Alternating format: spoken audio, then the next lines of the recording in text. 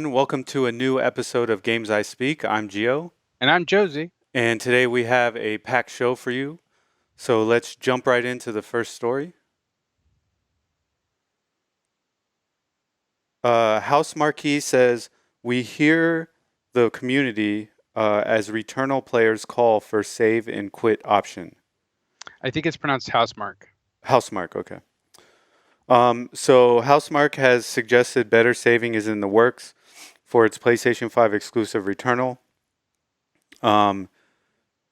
Let's see, a thread on Reddit titled, "No need to be toxic about people who need save options," Housemark said. "We hear the community and we love you all. Nothing to announce now, but keep playing and enjoying the challenge as you can." So this is a rogue like game or a rogue light game, I guess. It's both. It's both. It's both. Roguelite, and shooter. Okay. And the way the game works is it works like an old school game. Like there's no save option. You just play through the game, and it says here, checkpoints only work once per run. So you better be sure when you spend half a day's resource on one. So there are checkpoints, but they're not like checkpoints in a modern game where it saves it every time you have a checkpoint. Yes. It just helps you once during that playthrough. Yes. Okay. So, so here we have an anecdotal story from someone. "I'd paused the game while on my best ever run, and came back not 2 minutes later to find my loaner PS5 in the middle of an auto update. I lost all progress on the run, roughly a whole morning of my life. Turn auto updates off." Notice he doesn't blame the game. He blames the PlayStation.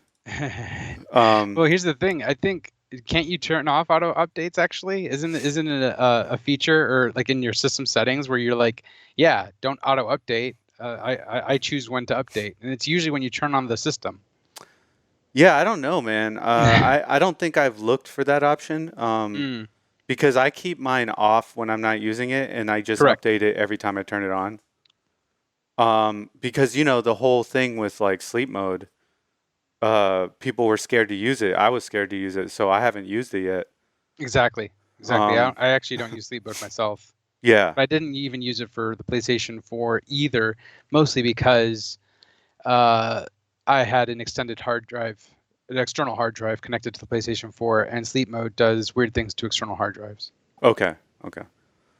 So yeah, now that we detailed the story, so how do you feel about games? A modern game coming out with no saves and no way to preserve your playthrough. You just got to play it through straight up. I think it really is contextual to the game. Mm-hmm. Now, bear in mind, I have yet to play the game yet. My copy literally just came in this morning, and I'm still playing Nier Replicant. Mm-hmm. So I haven't started it just yet. But if I were to kind of do a comparison to something like Hades doesn't have a save in the game itself. Mm-hmm. So when you're in a run, you kind of just have to finish the run. If not, you lose whatever progress you did, especially even if you have like a really great loadout. Yeah. That being said, I think the reason why we don't see any calls like this for Hades is because a run in Hades takes about 30 minutes. Yeah, it's a relatively short game. It's relatively short. Yeah. It's and the repetitive nature really leans into the story, which really helps. Yes. Returnal also has that with the story going for it being in tandem with the consistent gameplay loop of having to die and repeat. That being said, I know that the loop in Returnal is considerably longer. Mm-hmm. I heard that a playthrough, from start to finish within a really good run is about 2 hours. Okay.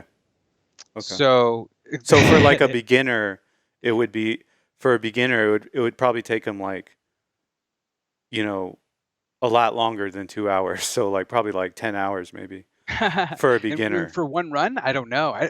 Here's the thing, the way that the game is flows and that it's paced. I don't think there's many places where you can just go ahead and like, this is completely safe. I'm going to stay here for 2 hours. You know what I Yeah. mean? Yeah. So I don't know how that works. I think the game does have methods of pushing the player forward. So Hmm. I don't think you're just going to be like a 10-hour run, but I could be corrected. Yeah. But that being said, I do understand that it is a shooter, and the games that Housemarque has made before, they've predominantly been shooters, and shooters by and large don't have save states. Yes. Like literally, you have your lives, you have your runs, and as soon as those lives are out, Game you're over. done. You just got to restart. Yeah. So, in the spirit of a shooter, I think it is staying true to that. And I think it would be against that spirit in order to include save states. If Yeah. anything, it would make it easier for people to probably play the game and beat it in a less amount of time, thereby not spending as much time playing it and getting better, improving in terms of their reflexes and muscle memory, Yeah. because you get that through experience. You don't get that just from like, oh, I got that instantly as soon as I started playing the game. You know what I mean? Yeah. A good example, a game that I just recently played and beat, Einhander. It Hmm. took me about 2 to 3 days to beat it on normal, and it was quite difficult. But it only has like about 5 levels. The game itself took me close to a little less than 40 minutes to beat. Hmm. But overall, it took me a few days in order to like constantly replay, retry, replay, retry. And there was no like there was no like unlimited life mode. Hmm. So it was just losing my lives and learning from experience on like how to react and counteract enemy placements and stuff like that, and like what loadouts to choose Yeah. for bosses and whatnot. You just get better by playing, Yes. and I think that you're doing yourself a disservice by bringing in a save state that kind of cuts that experience out by like. But does that make sense? Yeah. No. Here's what I think. I think there's no wrong opinion in this matter Mm. for this game. Obviously, I'm vehemently against easy modes for games like Dark Souls and stuff like that. But And a this is game, kind of similar in terms of that conversation. it is, but a save state is so like generic in a game. Like it's not making the game easier or not. It's making it easier to beat it, right? But it's not making the game easier. So that to me is the difference between a easy mode and just adding a save state. But Mm. at the same time, I don't disagree with anyone who says, no, it's a shooter. Shooters don't have save states, which is true. If you go back and play an old shooter, which you and me do from time to time, they're hard games. You Yes. have to build up your reflexes. You know what I mean? It's not just a game you just jump in and you're like, oh, yeah, I'm going to beat this right now. No, you're going to lose a lot before you beat it. And I think the way that Returnal looks, it doesn't look like a traditional shooter. It doesn't feel like a traditional shooter does. So maybe people got confused that that's what it is. You know what I mean? Yes, Um, they're like third person action. So yeah. So there should be a save. yeah, because it's kind of unique in the way that it plays, I guess. Yeah. You know what? It's kind of like the future version of, man, what was the one with the, I have it on Master System over there right now, but the name eludes me. The guy with the Harrier. You remember Oh, Space Harrier? Harrier. Yeah, Space Space Harrier. Harrier.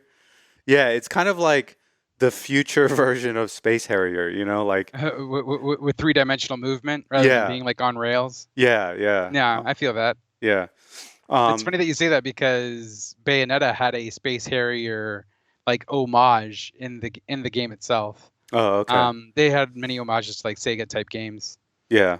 So yeah, no, Yeah, very cool. so I don't feel like there's a right or wrong answer, but at the same time, Housemark makes a good, statement like there's no reason to be toxic about this. these are just opinions we're sharing here. And if the developer wants to put a save state in, they will. If they don't feel that a save state contributes to their vision of the game, they won't. And you don't have to play the game. You know what I mean? But It's kind of like what happened with Dark Souls, and yeah, that there yeah, was a vocal, I don't want to say minority, but a vocal audience yes, that stated like, hey, we want difficulty levels. hmm And for the most part, From Software responded with like, no, this is not the way that we want the game to be played. We want the yeah, game to be played the way it is. Um, exactly, enjoy it the way it is, or there are plenty of other games that you can always try. exactly. And that is the right of the developer. So, but here they're being very open-minded, and they're saying we're gonna add a save state. So Oh, so I they already said they're going to add one? it well the article makes it seem like they're working on one right now. Where does it say? Oh, I Uh, thought the article said that they were like, we'll look at it. We'll look at community, the community conversation about the situation, but that okay, they had no yeah, plans for it just yet. I thought that's literally what you said. yeah. No, you're right. You're right. I guess I projected a little bit. Um, but the point is they're considering it. They're considering it. And if they do or they don't, it is what it is. I mean, there's tons of games I can't beat. I have tons of, I have a whole shelf of Nintendo games over there that I can't beat. And Like what? What's Ninja Gaiden, what's the uh, game? I was about to say. Ninja Gaiden 2, um, and what's the other one like? Well, to be You, fair, you got to put the time in. there, I already yeah, know. I already know. You got to put the time in. It's like a yeah, Mega Man game. yes, Mega Mega Man Man games games don't are have very save hard. states either. Yeah, shit. The first Super Mario Brothers is hard as hell. Yes, You can beat it in 5 minutes if you're a pro speedrunner, but the true, majority of people can't beat it. So, you true. know, it is what it is. So, yeah, so in my opinion, there's no right or wrong answer here. It's just whatever the developer feels that they're going to do. So, um, all right, next up,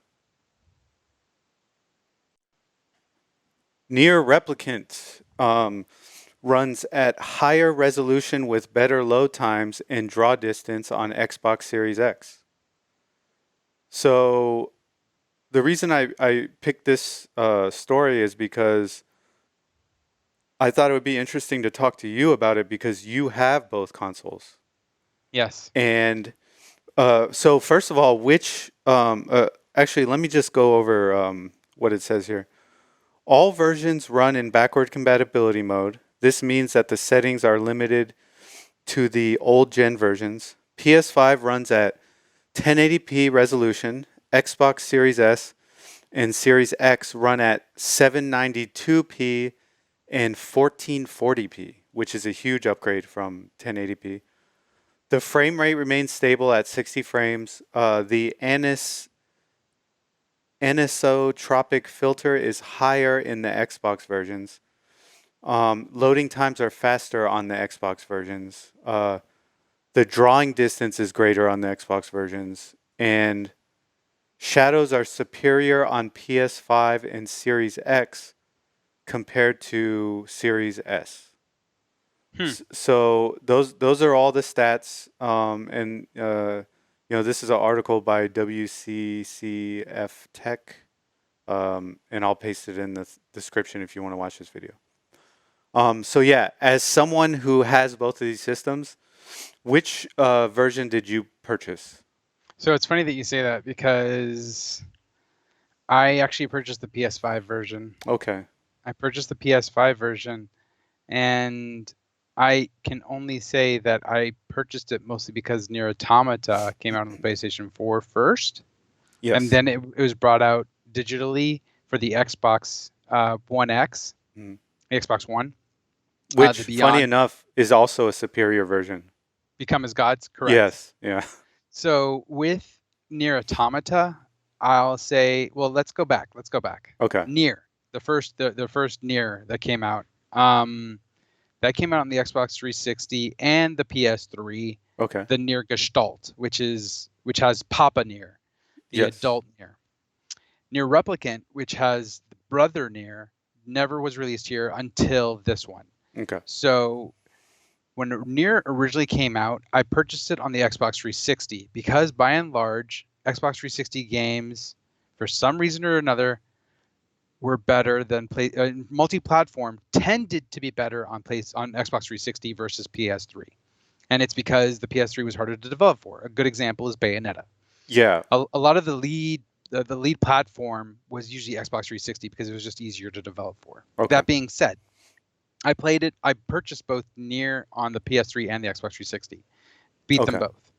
Nier Automata, played it on PlayStation 4, and then I purchased it on the Xbox One when it came out, Become as God. So I played both versions. Okay. And then PS5, I purchased Nier Replicant 1.22, and I plan on getting the Xbox Series X version sometime because I love the game so much, and Okay. I'll be doing that regardless. But that being said, it is kind of disheartening to hear that there's still quite a large gap between both systems. Yeah.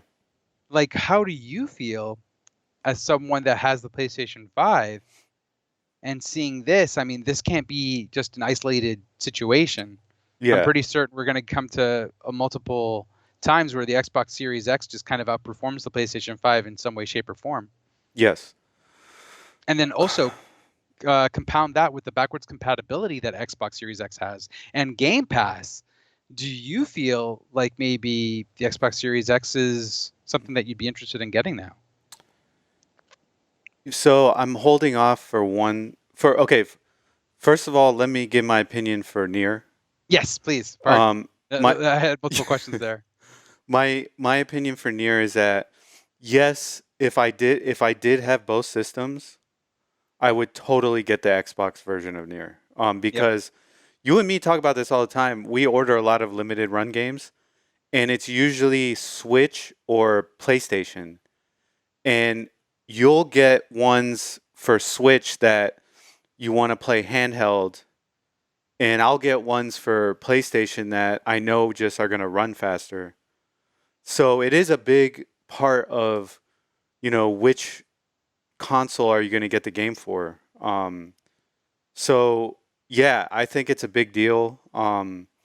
Obviously, if you, like you said, you're already going to get the Xbox version now that you know that it runs better. So, well, it was going to happen regardless. I mean, before I knew about this, I was going to get it anyway because historically speaking, I own every the sad thing literally about the situation is that why didn't they bring out Nier Replicant for the Switch? That's the sad thing in my opinion. Yeah. Like literally that could have been amazing. Granted, Monster Hunter just came out and it's sweeping the floor with everything, but I'm just saying you want to spread out as much as you can, and I think the Switch would have been a great system to release that game for. Yeah, no, you're right. They might do it at some point, And that being said, even though it's not on the Switch, I'm very happy to hear about its sales currently and how it topped in the UK and Japan in sales last week. Yes. Sales charts. Yeah, so for those that don't know, Nier Replicant is the #1 selling game this past week over Monster Hunter Rise. Which Monster Hunter Rise is an amazing game. I've played it many hours. But the thing about Nier is that it's more of like a story-based action RPG. Yeah. And like Monster Hunter Rise is fantastic gameplay, but not so much in like the story and like world building department. Yeah, it's an action adventure game, pretty much. Yeah. So yeah, Nier Replicant. Even is it the producer or the director? The producer is Yosuke Saito. The director is Yoko Taro. Yeah, so it was Yoko Taro, right? He was the one that was saying he didn't expect it to sell well because Nier Automata was kind of like a fluke to him as far as the sales went. But For the most part, and like historically speaking, like Nier just did not do well at all in the States. Like I remember really vividly me playing the game on Xbox 360 and being blown away. And like graphics don't make a game. no. It's the gameplay and sometimes the story. If the story's really good, it really pushes you forward. Mhm. And the gameplay by and large was mediocre. Okay. Don't get me wrong. But the thing is that it did so many things at the same time that it elevated that for me. Like it wasn't just an action game, a third-person action game. It was also a shooter. It was also a text-based story game, and it was also an homage to things like Legend of Zelda and Resident Evil all in one game. So you have this amalgam of all these different play styles put into this game, making it like it's not, and it didn't come off as derivative. It came off as unique. Hmm. Granted, it kind of was a jack of all trades, master of none, but where the story and the music was concerned, and the characters, it elevated that game to masterclass status, and it just became one of my favorite games of all time. And so to see it getting some love, it feels great. It feels amazing that this cult classic has finally gotten some recognition, and I think some trepidation from the director Yoko Taro about this game is literally that Nier Automata, the action was done by Platinum Games. The Oh, combat in yeah. that game is incredible. Platinum Games, they are gods when it comes to action-based games, Yes. third-person action-based games, like Bayonetta, and Nier Automata is just another one in their hat. And so I think he was concerned that it wasn't like Nier Automata in terms of action, Yeah. but Toy Logic, who has people that was in the previous studio Kavia, who developed Nier, Hmm. and actually that was their last game. Kavia folded after that, um, and they came back and they really helped bring it. And they also brought some people from Platinum Games to spruce up the combat, and the combat feels really good. It's not anywhere near as fluid as Nier Automata, but Uh-huh. in terms of a story, in terms of the story aspect of the game, Yeah. you're a human in Nier. You're a robot in Nier Automata. So Nier Automata makes sense where you're supposed to be all flashy and Yeah. overpowered. And for those that don't know, Nier Replicant is widely seen as the weakest game in the series by a What lot do of you mean? people. Um, I've just read that many places while doing research on the game. What do you mean weak? I don't understand by weakest. A lot of people feel that for them, it's the worst of all the Nier games that they've played. It's not a bad game. There's It's only two Nier games. yeah, they just rate it the lower one of the Nier games. So, but that being said, the Taro made it very clear. This is not a remake. This is not a remaster. It's This the is a square root new of 1.5, yes. 1.22. This is a new version of the game, and He said version up. version up of the game. Yeah, not version upgrade, version up. So I think that they're doing a good job. That's what I think. And to go back to the other question you asked me, there is one thing that we're going to cover on this show later after I get enough kind of evidence.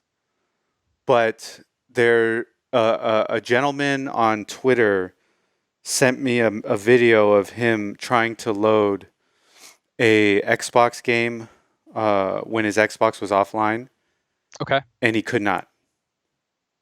Okay. He could not play the game.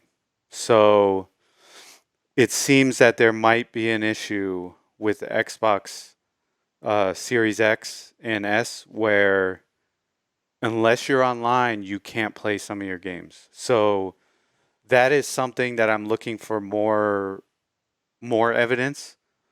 But there was one video sent to me already showing that that is an issue. Well, So from what I understand, that issue is literally, and not to say that it isn't an issue, yeah, but that the initial time that you place a game physical in your Xbox Series X, it Hmm. has to connect with the internet and do a handshake.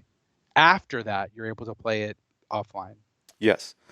But then we get to the whole issue of, you know, Why does it have to handshake in the first place? exactly. And then Agreed. we come, yeah. So I want to see that more details about that, and then I'll make my decision. Because you and me, we collect so that we don't need the internet. That's part of the reason why we collect is because, one day the internet might just go down and you won't be able to play a game if you're all cloud and you're all digital. You know what I mean? Well, the problem with modern gaming is that developers are selling incomplete games, Yes. and that day one patches are there to essentially fix a game. And a good example is literally the game that we just talked about, Returnal. Yes. Returnal has a day one patch that fixes numerous bugs and some other issues that I've seen some reviewers talk about. Yeah. So, It's like there was some like crippling slowdown sometimes, and okay. that these bugs or this patch, this day one patch, is supposed to alleviate that. And Yeah. it's like, okay, well, in the future, if I don't have this game patched and I just put it on my PlayStation 5, what's going to happen? The game. I'm gonna be playing this buggy mess that can hard crash at times. Yes. I think there were hard crashes or just crashes in general. Yeah. No, you're So right. You're right. So, in this modern age, it's very difficult to just go ahead and just pick up your system and be like, hey, I want to play this game and not be connected to the internet. yeah. And that's where indie games are thriving. They're thriving in that space of we're going to release complete games that you can just plug in and play. And When they're released physically, when they're released physically, yeah. So, because a lot of them are released digitally now yeah. until they do get an eventual like limited run games physical. Yeah. Um, okay. So, yeah, I mean, I think, it's cool to see Nier doing well. And Yes, I'm excited for them. I'm very happy. I yeah. mean, I want Yoko Taro to get recognition. Keiichi Okabe, who is the composer, and Yosuke Saito, who has been putting his money where his mouth is and really like helping to get Yoko Taro out there Mhm. and make games. It's just phenomenal. I'm really happy for everyone and Toy Logic. I think Toy Yeah. Logic has done a good job at bringing this version up of Nier Replicant to fruition. Yep. All right. So, next up, this is an article from The Gamer. Destiny 2's disastrous armor transmog is the surest sign yet that Bungie needs your cash. Now, um, first of all, before I get into, actually, you know what? I can do that first. So, basically, let me explain what a transmog is. Okay, Hmm. transmogs became very popular in MMOs like World of Warcraft, where let's say you you farm in a dungeon for like an amazing piece of gear, right? But it's ugly. And you have to wear it, but But it you just makes your ugly. character look like crap, right? Yeah. So what a transmog does is it takes all your armor and it stylizes them all to match in a nice looking set. So that's what a transmog is. And people love them because they can wear the strongest armor that might not look so good, but then they can stylize it to look really nice. You know what I mean? Yes. So Destiny, for those that haven't played Destiny, their armor is of like it's like a hodgepodge of like clunky armor, like sleek armor, like it's just all different types of looking armor. So if you take all your best pieces and put them on your character, you can end up looking pretty funky. Yes. So one of the features that people wanted was transmog, and so here we go. Um, uh, I want to read where it talks about what the transmog is. Okay, here we go. Um, so they added a transmog system called armor synthesis. And Armor Synthesis promises to allow players to create universal ornaments, so their transmogs are called ornaments, out of any armor in their collection, but only 10 per season, 20 next season.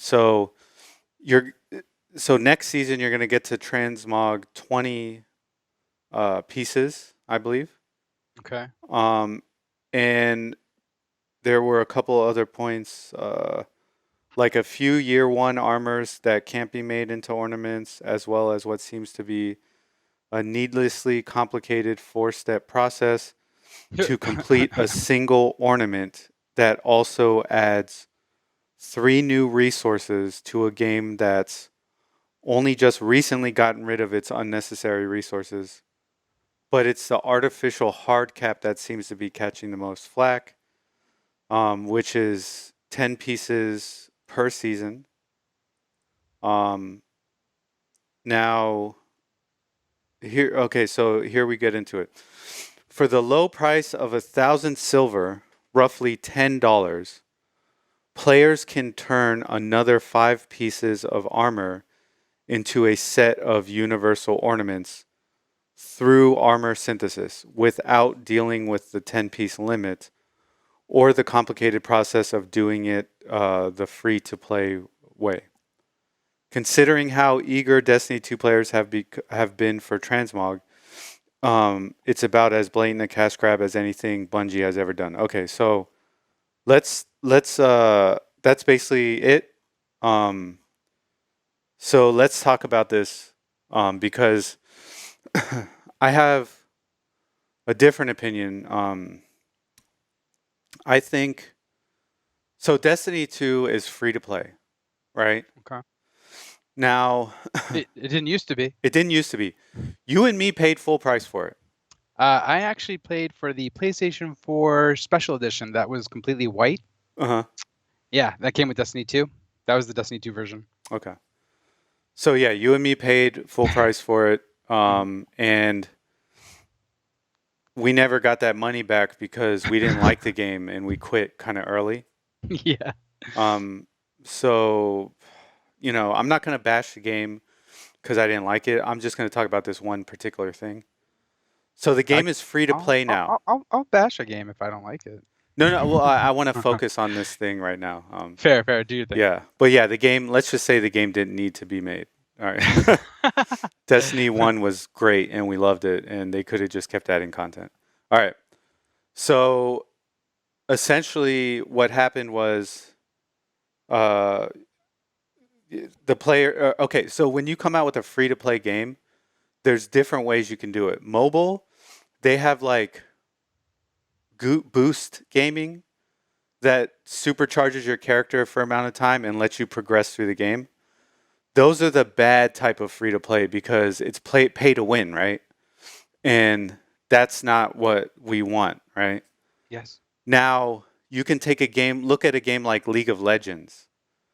They're a free to play game. You can buy champions if you want, or you can play and unlock points for free and unlock those champions for free, right? So you're given the option.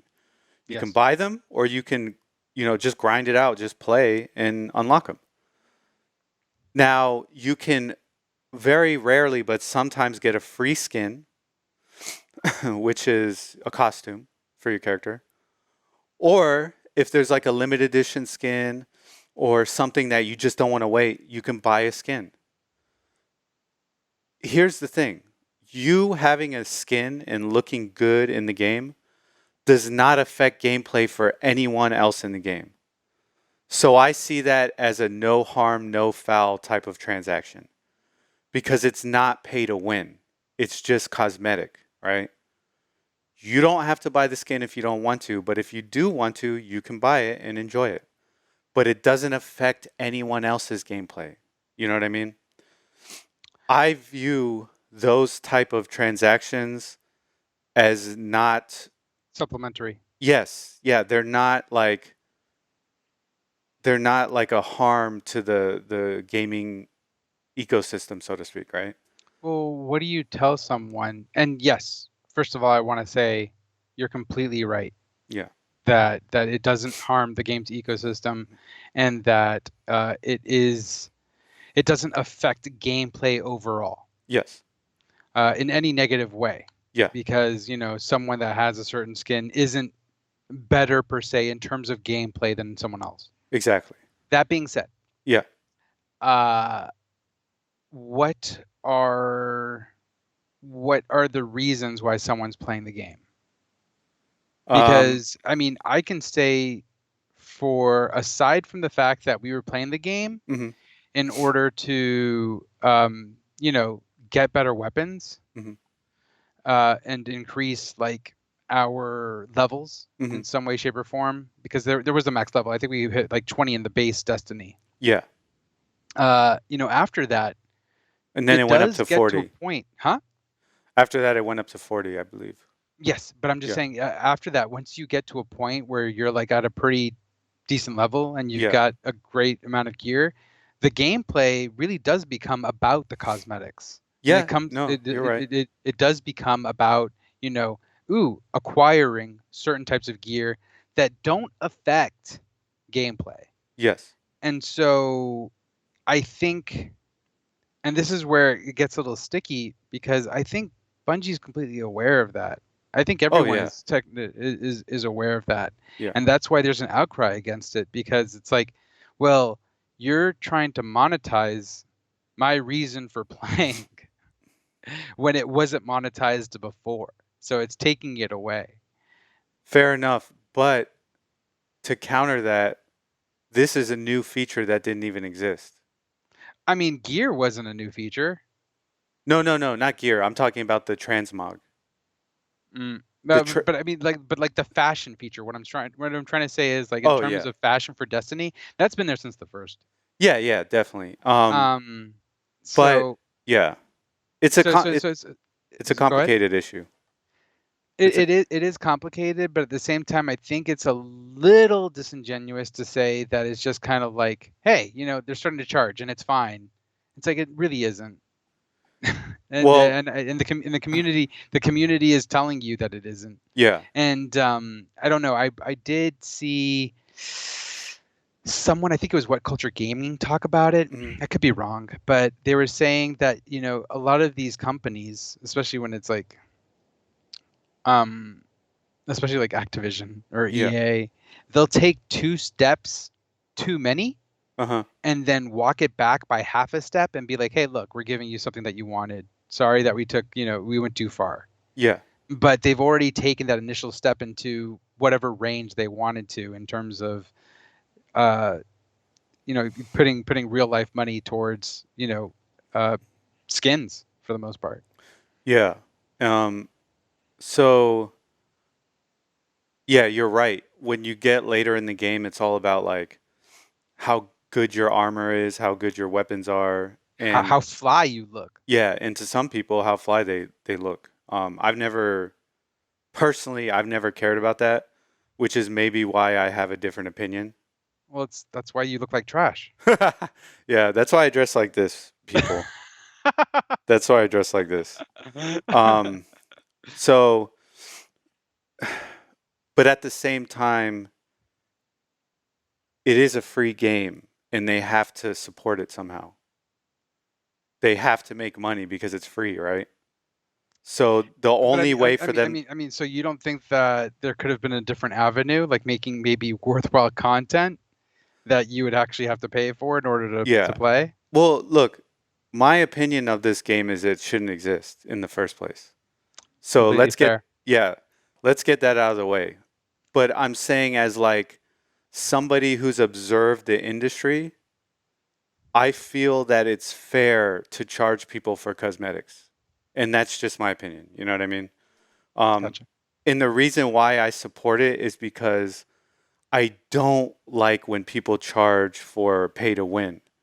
And so I want to support paying for cosmetics because to me it's not toxic and it's not going to ruin the gaming ecosphere.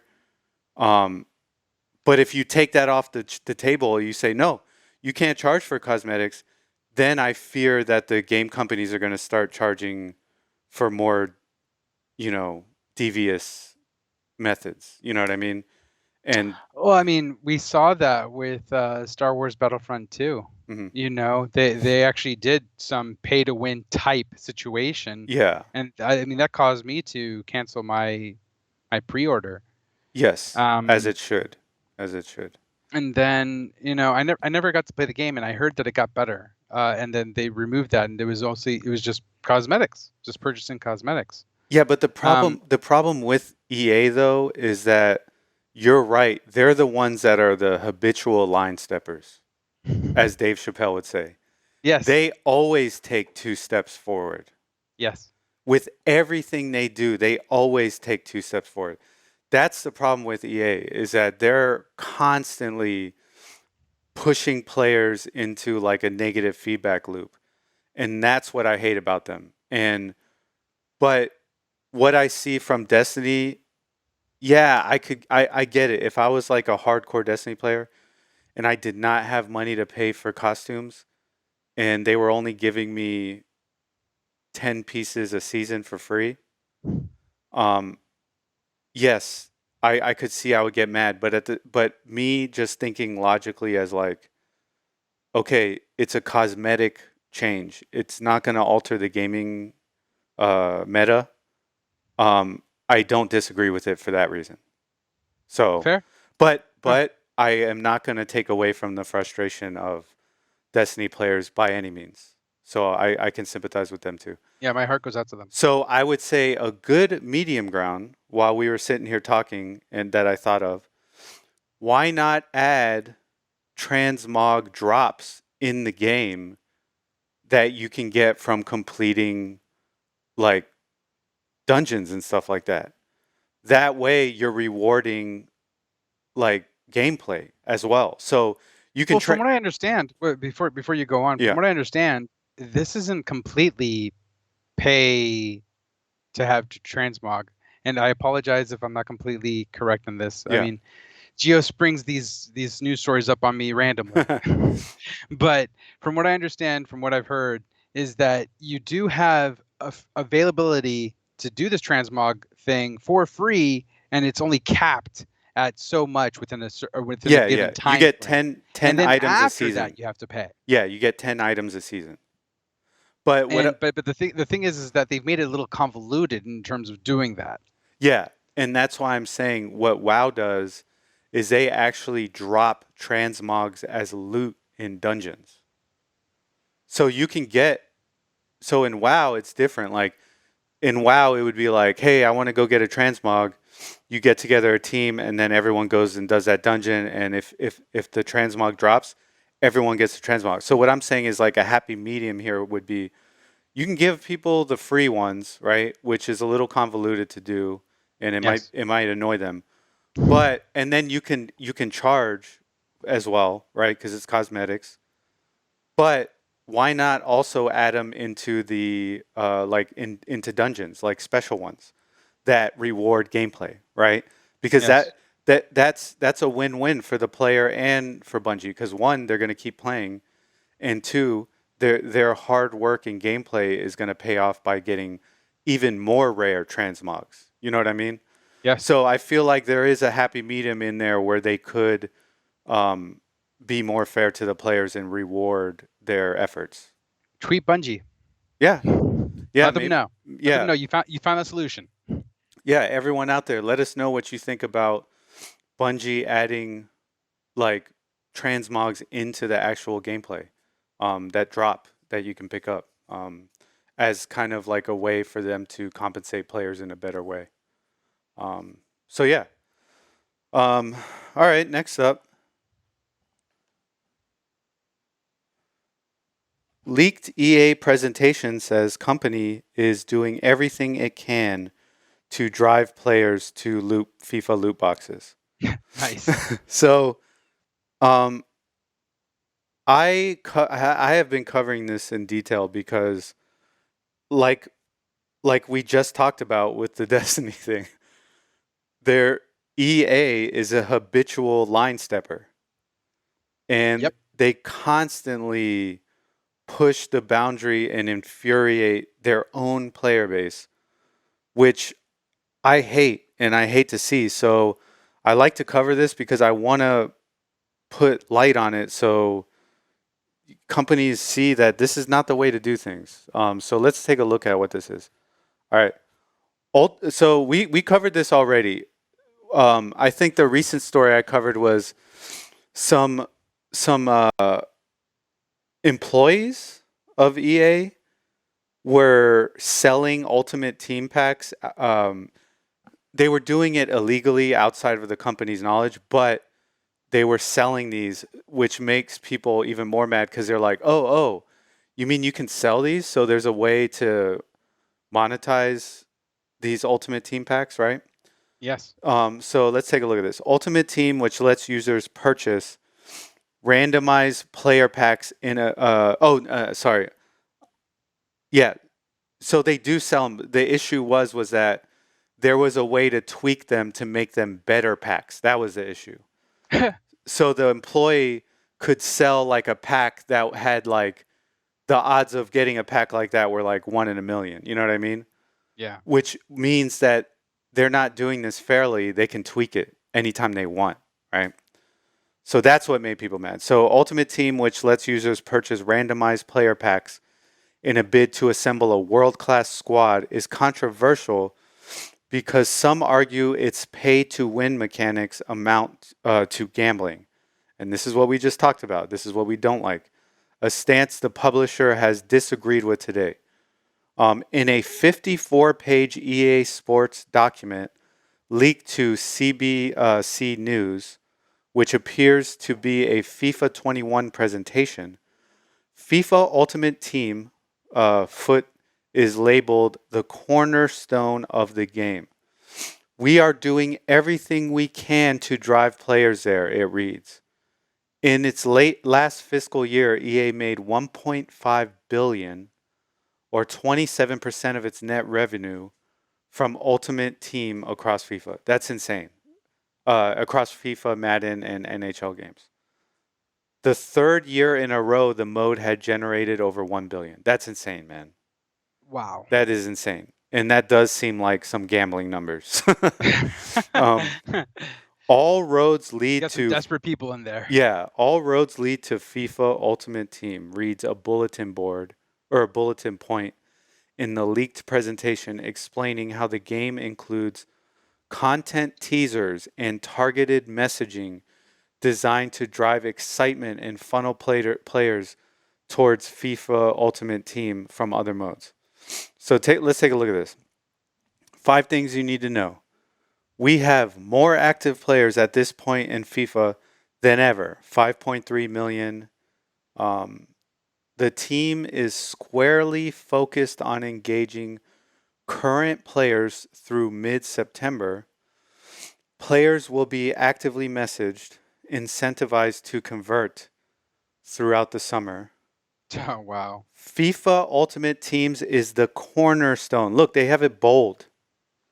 And we are doing everything we can to drive players there. The return of football is only going to help us, and plans are ready to flex. So yeah, this is where we get, and this is why I don't want to demonize cosmetics, because this is way worse than cosmetics. This is pay to win, right? People assemble these teams and play them against each other. But what if you're buying a bunch of FIFA Ultimate packs and you keep getting crappy players? You can't compete.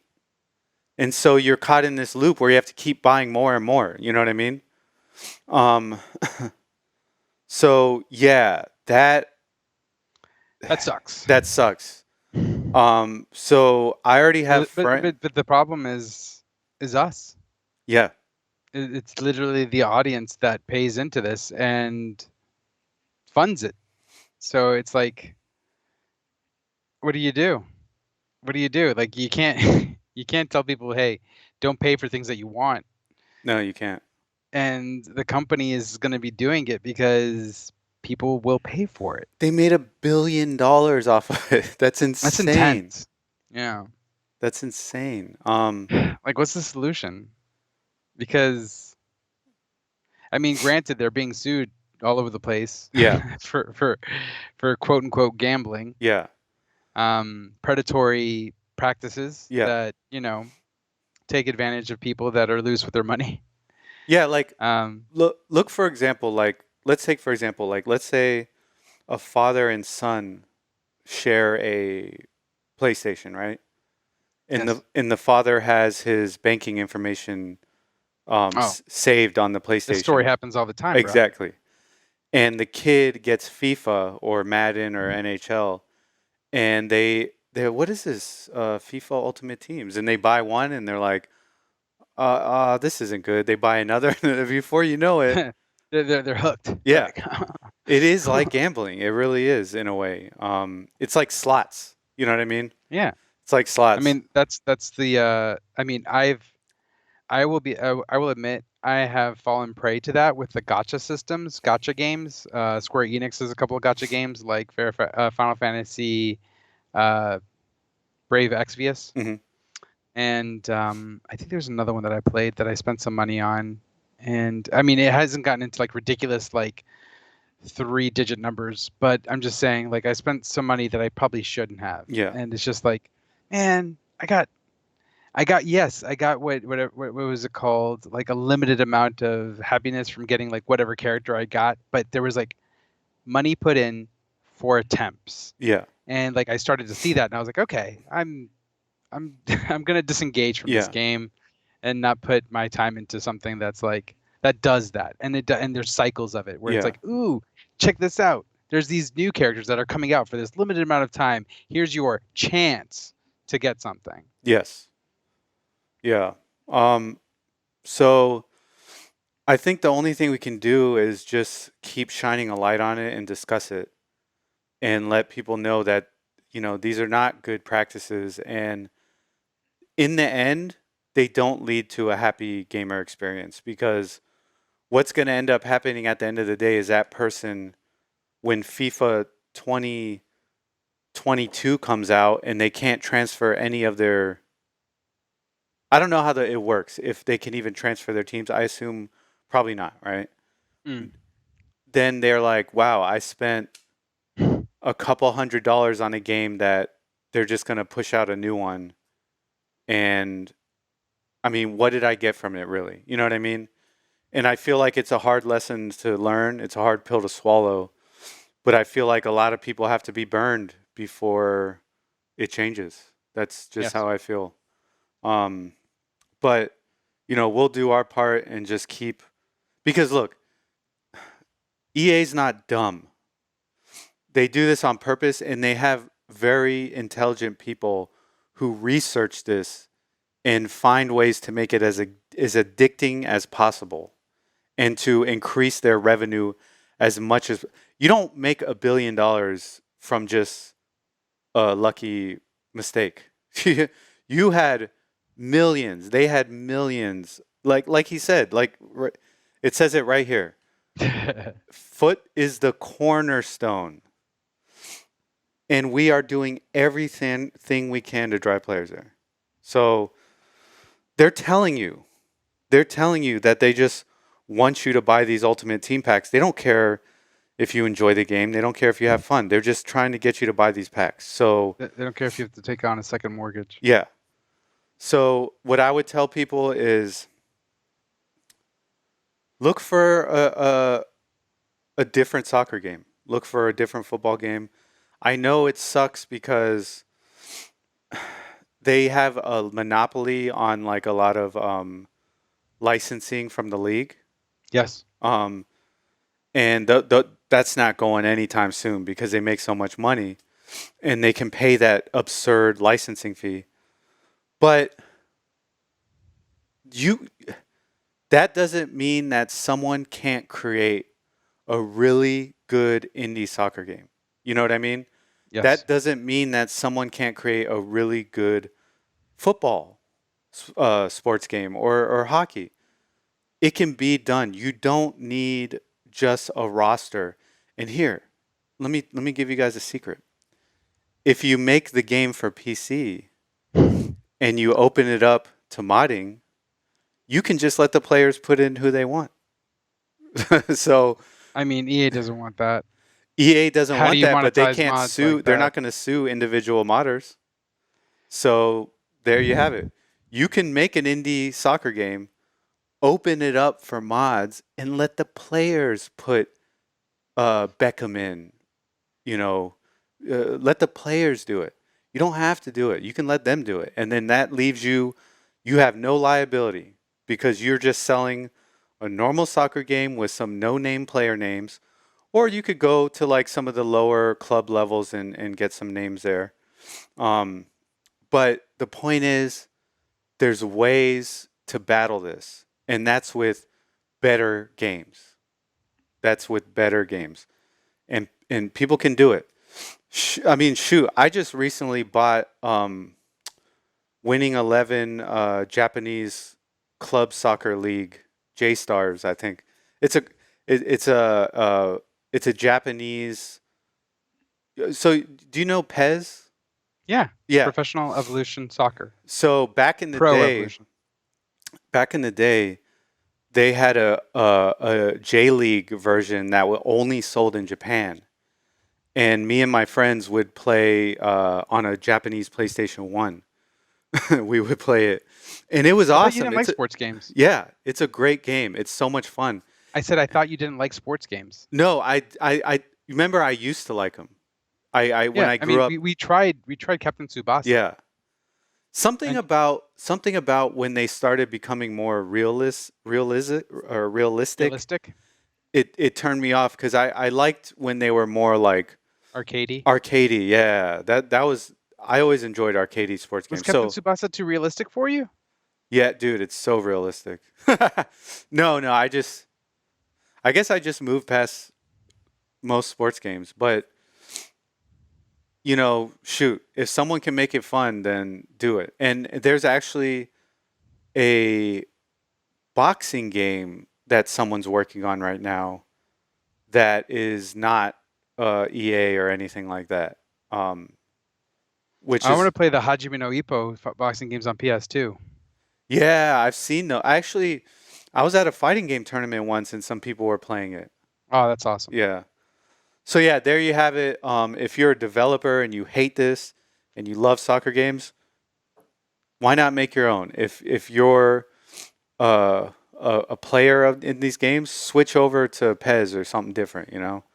There's very few alternatives, but yeah, like we cannot let this stand. I mean, it's so blatant in your face. I mean, they're just telling you right now, like, yeah, we're just trying to take your money. We don't care about the gaming experience. We're just yeah, Exactly. you should not support games like that. So, but if you want to, that's your choice.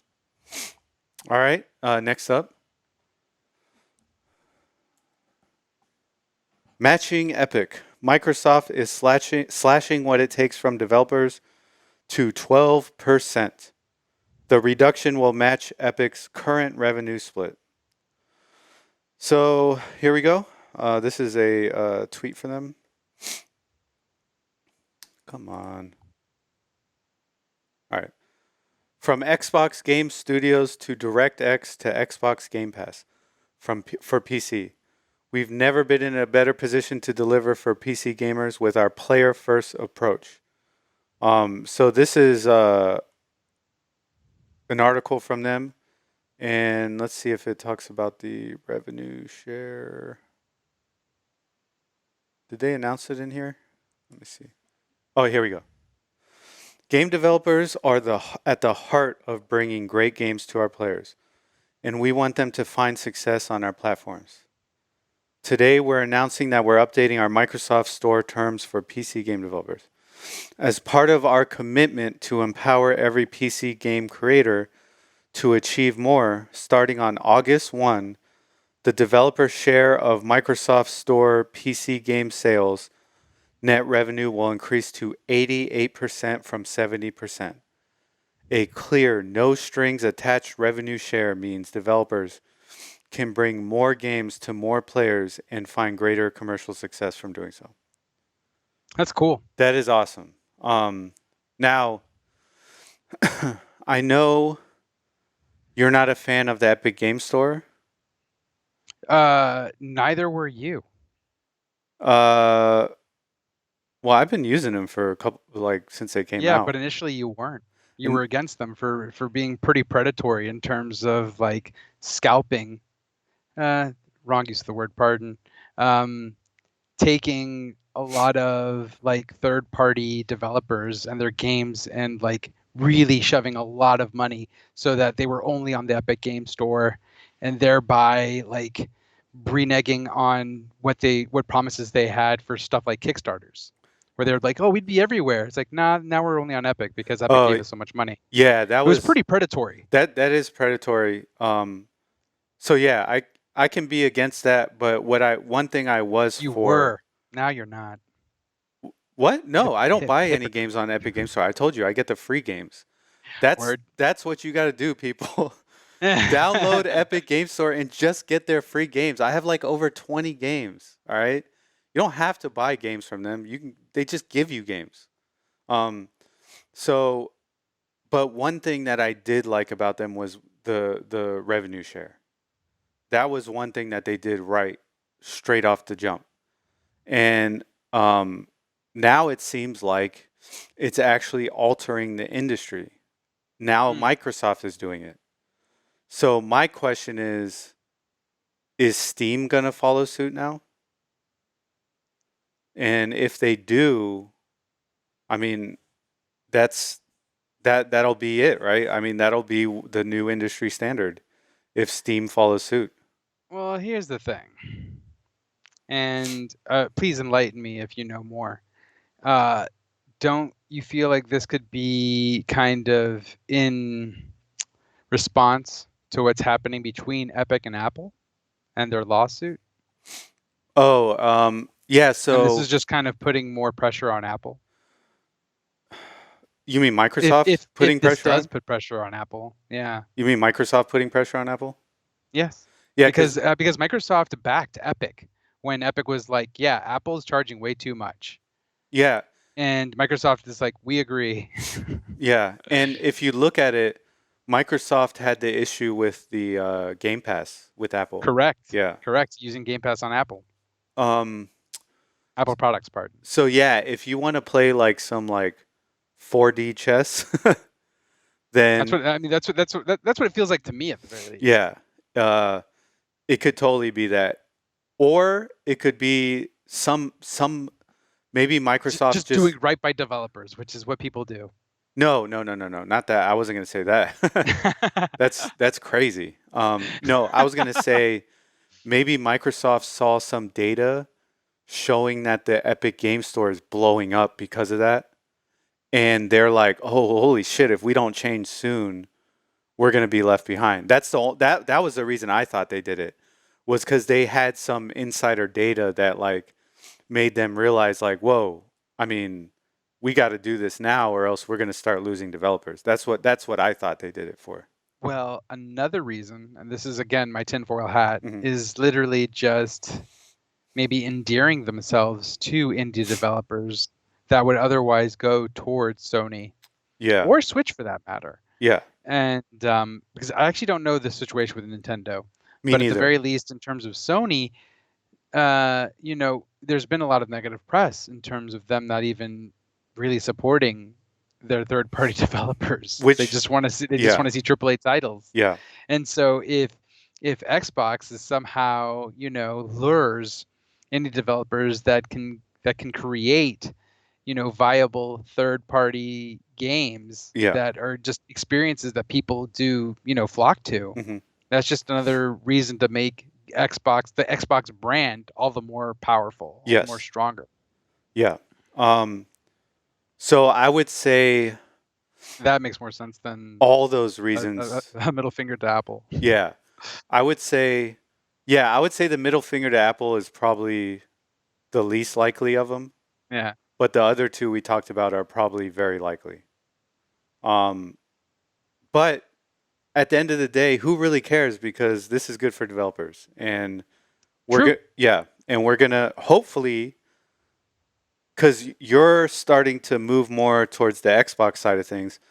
Hopefully, that's gonna make the Microsoft lineup stronger in which case, you know, maybe Sony will have to realize like, oh, whoa, whoa, maybe we got to start being more uh, friendly with our history of gaming. Maybe we got to start doing more backwards compatibility because once Microsoft's in a position where they have more developers, Yes.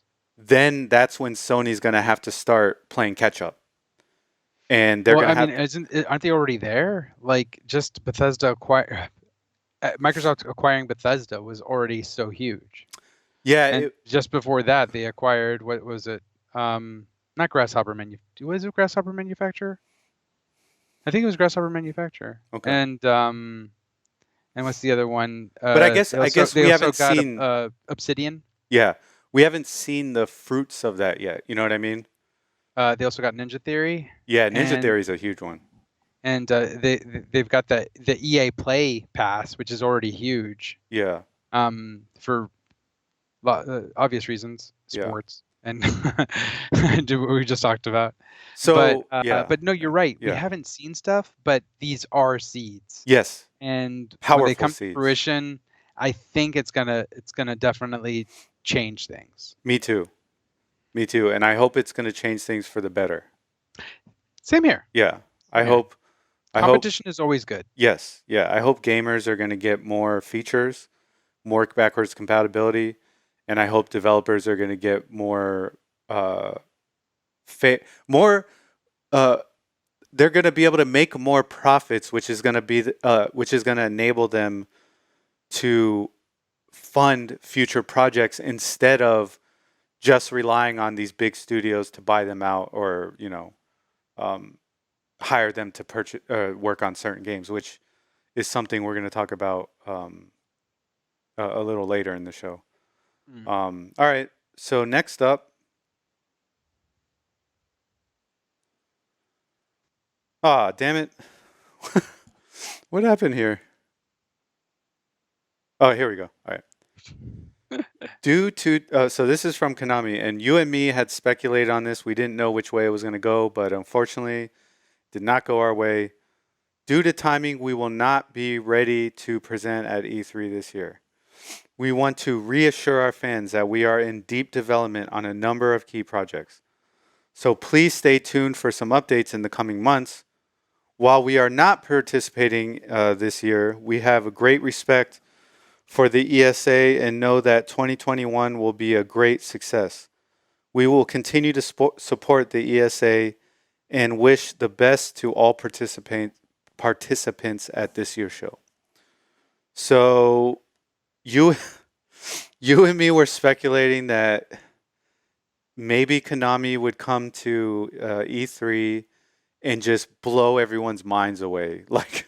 Just like, here's a new Castlevania, here's a new Metal Gear, here's a new Silent Hill. But They would be coming in like Oprah. yeah, Here's a game. Here's a game. yeah, I think that's the reason. That's literally the reason why Konami backed up, because they're like, oh snap, we can't live up to all this hype. yeah. So we got to deuce, because they probably only had patchy slot games. They had patchy slot games and probably a new Bomberman, and it was going to be a mobile game. Yeah, yeah, yeah. and a new terrible Contra game, because that why most not? recent Contra game was Bobo. Yeah, Or I could be completely wrong, and yes, they have like Metal Gear and Castlevania, all of these things in the works. they Some just Silent didn't have Hill. any information on them. Maybe they're just not show ready. Okay. So that could definitely be the case, which is like the most optimistic look at Yes. it. And Yes, that is because, the most optimistic. Because I mean, just like you said, you're talking about PES, which is Konami, by the Yeah. way. And we're going to talk later a little bit more about Castlevania, but just Metal Gear, Silent Hill, those are all really strong franchises that made Konami one of my favorite developers. Yeah. Or for a long time. They made some of my most replayed games. And it's been sad to see how they've gone Mm-hmm. in these past few years, especially with that breakup with Kojima. Mm-hmm. and how they've kind of shied away from the gaming landscape in general and just focus on patchy slot, which for Hmm. business reasons completely understand. It's just as a fan, it's not something that you want to see. No, you're completely right. So I do hope there's a renaissance, a Konami renaissance, because I mean Hmm. Capcom has had a renaissance, Yes.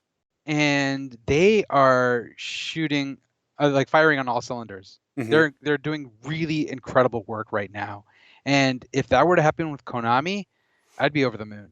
Yeah. So here's hoping, Yes. looking forward. Yeah. For those that don't know, at the end of Street Fighter 4's lifespan, Konami was on life support pretty much. Or Capcom, Capcom. Capcom was on life support. yeah. They only had $1 million in savings or something ridiculous. No, 20 million. It was it was so low for a company that's that big, and they were just hemorrhaging money, and people thought that they might get bought out and not be the Capcom that we knew, but they survived, and I really hope we hope the same thing happens with Konami. Yes. All And that right. they bring out bangers, like something akin to how Monster Hunter Rise has been for Capcom, Oh or yeah. Resident Evil 2 remake, something like that. If they're able to do a remake a la Resident Evil 2 remake, Yeah. hot damn, with any of their titles. Yes. Yeah. All right. Next up, this is some sad news. Oh, Activision puts Crash Bandicoot 4 dev Toys for Bob on Call of Duty Warzone development duty. Um. So so though, did you play Crash Bandicoot 4? I am actually not a Crash fan. I've actually Okay. never really gotten into Crash Bandicoot. Okay. So let me read this here. However, California-based Toys for Bob's appears to have suffered staff exits as part of this shift. Character designer and illustrator Nicholas Cole, who worked at Toys for Bob up to January on Crash Bandicoot 4, and before that, the Spyro Reignited trilogy, which is really good. It's the end of an era, but I wish my former coworkers still with Toys for Bob all the best with what's ahead. Um, Everyone I interfaced with and worked along was let go. I'm very glad it's not a total shuttering. So it looks like not only did they switch the team over to work on Call of Duty, but they just let go a ton of talented people. Um, Now I don't know if Crash Bandicoot didn't sell well. Honestly, I have no idea. I did not look up the sales numbers for that game. Me personally, I played that game and I streamed that game a lot on Twitch. Um, I enjoyed the hell out of it. I beat the game last year. Great game. Lots of so much content in that game. It's one of the few games recently that's come out that was like 100% done and just had tons of content. Nice. Um, to to to 110%. I forget the number. It's like 106% or something. But to 100% that game is insane, and you could tell that the amount of work and dedication that team put into that game was amazing. But sadly, that team no longer exists. And whatever's left over is now working on a Call of Duty season. So unfortunately, we're starting to see this with Sony as well. You know, they're taking these talented smaller studios and just They putting dissolved them, Japan Studio. yeah, and just putting them on big blockbuster titles, which happen to be games that you and me don't play. um, so, I mean, how do you feel about this? Do you think this is a signal that the industry is shifting more towards this direction, or has this always been common practice? Well, I agree with you on all points. And just to elaborate, this is kind of in tandem with our conversation about, Microsoft wooing third-party developers with a lower charge to be on their platform, correct? Yeah, yeah. So the thing is that the B level game has kind of died with the inflation of game development prices. And so, like, I'd say Crash Bandicoot is probably a B level game. It's not a triple A game. Um, and you see the sales for that, and you look at Call of Duty, who, that's billions of dollars, is probably one of the best selling franchises of all time. And business speaking, it just makes sense to focus all that rather than, Crash, who comparatively speaking looks niche. It is. It's a very difficult platformer, and not many people would enjoy it. And so, there was a lot of variety in terms of these older school games that we got. And I'd say, anywhere from Nintendo to Super Nintendo, Hmm. larger developers like Capcom and Konami, they were churning out games. There were so many different games that came out during that time period because development costs weren't as insane, Yeah. and the to develop those games, they didn't require as many resources as games development Hmm. is now. And so, to fill in that void, we're getting that from third-party developers, Yeah. with indie games. And it's unfortunate that these larger scale development studios like EA Hmm. are focused on the triple A's, and that's kind of where the industry has been going. Yeah. And so, like, I don't know, I don't know how to counteract this because we have darlings like Hades, a smaller development studio Yeah. brings out an incredible game, people love it, but it doesn't sell anywhere near like something like Call of Duty. Yeah. Yeah. Um. So how do we, because I mean, there is such a thing as voting with your wallet, but Yes. there's also a thing like majority rules. And if the majority of the money is going to something like Call of Duty, that's what we're going to be seeing. Yeah. Yeah. Um. So I think there's a couple things that people like you and me can do. One, Mm. um, you can buy the game when it comes out, right? That's obviously one major thing. The initial sales numbers are huge when it comes to, They are important. yeah, studios deciding like, are we going to do another one, or is this the last one? So I bought Crash. I pre-ordered it, bought it full price. So I guess I did something, even though that's very small. Another thing, You need to buy hundreds of I know. copies. Another Hundreds of thing, copies, gift them to everyone. another thing you can do is you can create content with the game. Um, What do you mean by that? Create content? Oh, like like putting it on YouTube and stuff. yeah, Like you can make like funny videos, gameplay videos. You can do tutorials. You can stream it. Anything. pretty much marketing for the game. Yeah, yeah. It's like independent marketing for the game. You're helping the game out. So I would say if you know of games that like you're afraid are going to go away, like what's happening right now, y- you know, show people why you love the game. Let them know, like, hey, make a funny video like this is why I love this game, and you know, it might get somebody to play it because that's to be real. That's how I started playing Dark Souls games. Was watching people stream it on Twitch.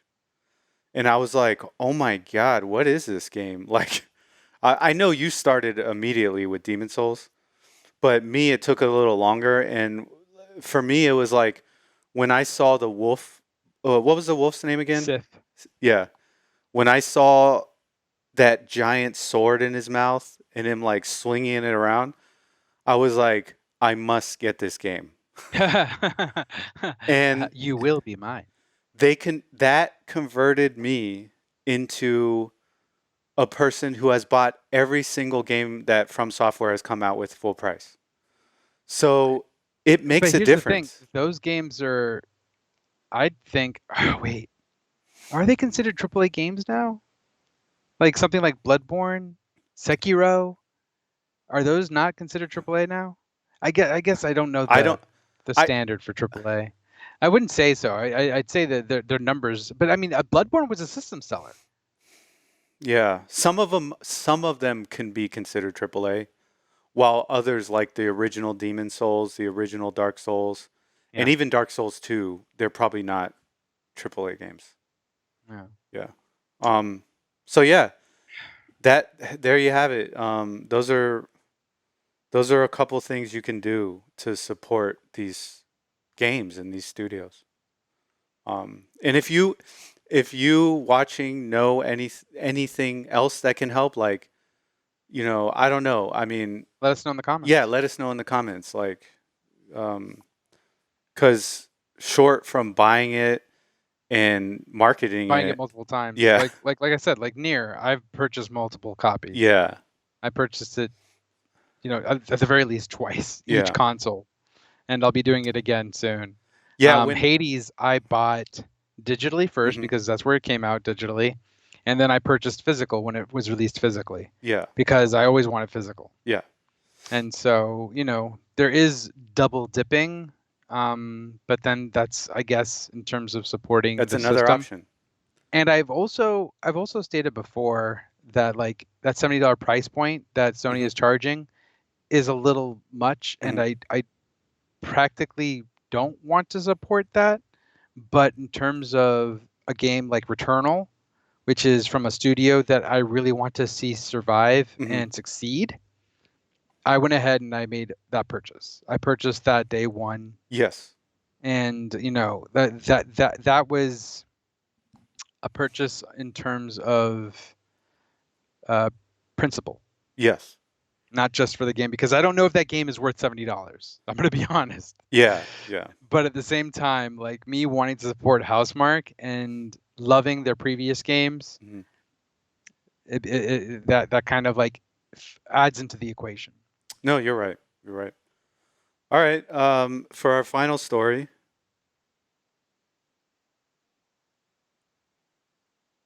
finally, you and me were waiting for this.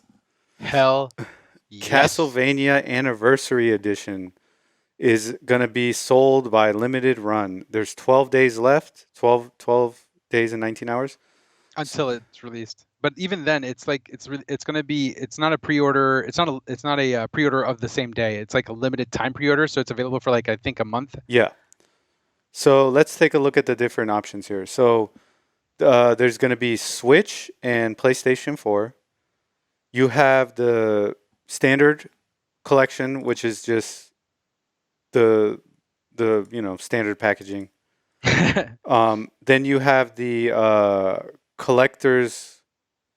Um, wait, what is this one called? Oh, this is the has the old school NES cover. type look. Yeah. So there's this one. Yeah. So this one's a little bit more. It's Um, called the Classic Edition, and then I think the other one's called the Bloodlines Edition because it's yes. supposed to be like a Sega Yes. cart, like Castlevania Bloodlines. Then you have the Bloodlines edition, which comes with. Let's look at this. I believe it comes in a clamshell, Yep. like the old Sega carts of old. Removable O sleeve, physical soundtrack CD, reversible 18 by 12-inch poster. Um, and then you have the grand one, which is where is it? You have the ultimate edition. So let's take a look at what that one has. uh, this one, actually, we got to click on more details. Click on that image, that big old image. Yeah, look Yeah, at all that, John. Oh man, that shadow box. Yeah. It will be displayed. So it will be displayed. we got a shadow box that lights up and plays music. You have the I wonder game. what music it plays. Yeah, I don't There's know. so many bangers, like literally. You have the game case. You have a retro style sleeve, which is a Nintendo sleeve. You got the clamshell and the NES style. Then you have the original soundtrack, History of Castlevania book of the Crescent Moon, miniature replica box collection. That's cool. Enamel pin, steel book, and retro box art prints. So this is an awesome collection. This is just a love letter to everything Castlevania, and I am all for it. Yeah. So is this is a day one for you, right? I know it's a day one for me. Totes McGoats. Yeah. Totes McGoats. So yeah, me and Josie were waiting for this because when did the Anniversary Collection come out? Last year? I mean, I was waiting for it, but yeah, I purchased the Anniversary Collection digitally. Yeah. Yes, it came out. Oof. Was it last year or was it 2 years ago? Shoot, I can't recall. Yeah. But we had a feeling that this collection was so good that Limited Run had to make a physical edition. So we just kept like talking about when's it coming out, and here it is. Well, here's the thing: I didn't know it might get even a physical edition because there was also the Castlevania. Shoot, what's it called? Is it Resurrection? Collection that has Rondo of Blood and Symphony of the Night. Yeah. That was released on the PlayStation 4. Yeah. That thing's never going to see a physical, as far as I know. I mean, the thing is that with Konami, everything was kind of up in the air, so I didn't see that coming, and that's one of the reasons why I bought the digital, is because I never saw a physical in sight. Okay. I was expecting it to come. But the thing is that Limited Run and getting like a licensed title like this from like Konami, it's not a frequent occurrence. Yeah. So this is awesome. Yeah. And I highly suggest, like kind of supporting it, like we've been talking about. Yeah. So that we could probably see more of these in the future. Like, shoot. And this is a fantastic collection. It is. This has some of the best games ever made. So yeah, there you have it. That's pretty much it for this week, everyone. How many copies of this game are you getting? What? Oh, what? I'm getting. I said, how many copies of this game are you getting? 10. 10. Okay, good. I'm gonna hand them out during Christmas. Yeah, exactly. Hand them out during Halloween. Yeah. Here you go. Here's your Castlevania. Yeah, exactly. No candy. Yeah. Like be grateful. Yeah. Be grateful. This is a. Oh, by the way, I just checked it out. May 16th, 2019. Okay. For what? For Castlevania Anniversary Collection. Oh, okay. That's when it was released digitally. Oh, okay. So there you have it, everyone. It's been a while. 3 years. It's been a while. So yeah, if you like to see these collections, buy this up, and depending on how well it sells, it could be worth quite a bit of money on the collectible market later on. So yeah, that's it for this week, everyone. Thanks for staying tuned. If you like the show, please like, subscribe, and leave us a comment. And we'll see you all next time. Keep on gaming. Take care. Hey everyone, thanks for listening to this episode of Games I Speak. If you liked the episode, please like and subscribe, and we'll see you all next time.